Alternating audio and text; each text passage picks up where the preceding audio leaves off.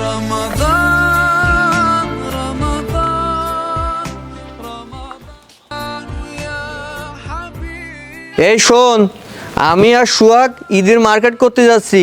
তুই এই কাজগুলো দ্রুত সেরে কুড়ির মাঠে যে আমাদের 1 বিঘে জমি আছে ওই জমিতে ঘাসগুলো নিংড়ায় আসবি, ঠিক আছে? এসে আবার এই কাজ করবি, বুঝতে পারছিস? আব্বা সেটাই আমি নিংড়ে দিয়ে আসবো না, কিন্তু ওরে তুমি জামা কাপড় দিচ্ছ, আমার কিছু দেবা না? এই তোরে না আগের রোজার দিয়ে আমি কিনে দিচ্ছি। আব্বা তুমি তো রোজার ঈদি কুরবানি দি তারপরেও কতবার কিনে দিছো ওরে, আমার তো দেওনি, এইবারটা আমারে দাও। তুই কিন্তু আমার মুখের উপর কথা বলছিস, তোরে এখনো বলছি তুই নিংড়ায় আয়, নাইলে কিন্তু তোর বাড়ি থেকে ঘাড় ধাক্কা দিয়ে বের করে দেবো। এ চল তো, এর সাথে ফাওয়াকে লাভ নেই আমার।